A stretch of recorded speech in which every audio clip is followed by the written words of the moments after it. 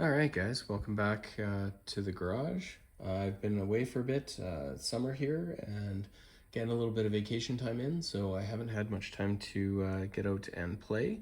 But I did have a couple people reach out in the comments in one of the forums I'm on, just regarding my limit switch setup. So I am using I think these are six to 34 volt DC limit switches. And so there's some question on how I have those wired up. So on the super long board, and long story, I know I had the Nighthawk installed. I needed to get a project out and I was having an issue. So I did switch back, but I'm hoping to get the Nighthawk reinstalled and play with it some more. But I do have the super long board installed. So this is the wiring for the limit switches for the super long board. So for the super long board, by default, if you were to not make any permanent modifications, the limit switch connector, so the connector up here on this block, will only supply 5 volts. Now you can get some proximity sensors that work on 5 volts. CNC Labs sells a kit that works on 5 volts, so you can use that. There is instructions in the manual on how to take a soldering iron, and remove a resistor, and that will give you 24 volts to the voltage pin in the limit switch terminal block. And that's what I've done. So basically on my limit switches, you have 3 wires for the limit switches. You have, for the proximity limit switches, you have the sensor, you have a ground, and you have a hot. So what I've done is basically using these lever blocks, I've taken the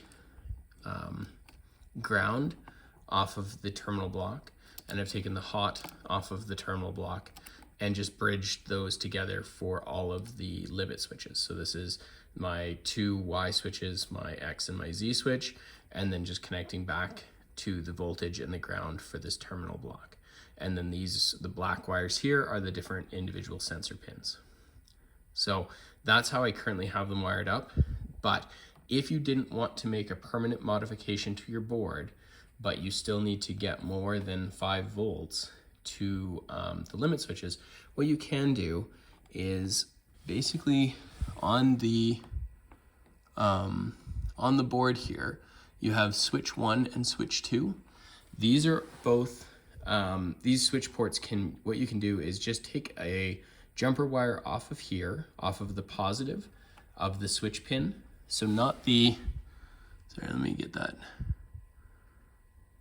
Let me double check the name of that pin, sorry. The power 1, so there's a power 1 and a power 2. So the switch pins aren't powered, but the power 1, so the one next to it, PWR1, that has a hot lead of 24 volts. So you can come off of this port for the PWR, I'll double check that and I'll make a diagram. But you can bring a 24 volt line off of here to your positive terminal block, and then use the ground from the limit switch block. So again, I'll put up a diagram to make that a little bit more clear, but you can borrow a 24 volt line from just about anywhere really.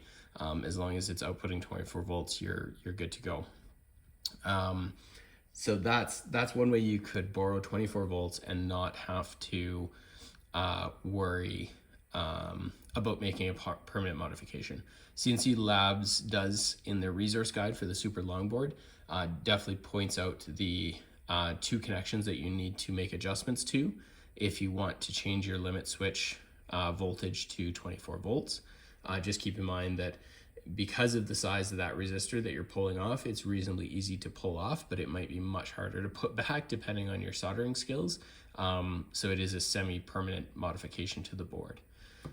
But yeah, that's currently how I have mine set up. So I'm just using these lever blocks to bridge all those different hot and ground leads together and supply 24 volts to the sensor as needed. So hopefully that's helpful. Like I said, I'll insert a wiring diagram here of what I've done, as well as the alternate power source that you could pull 24 volts from the board as well. Okay. awesome. And yeah, hoping things return a little bit to normal and get a few more videos done. Yeah, thanks for your time.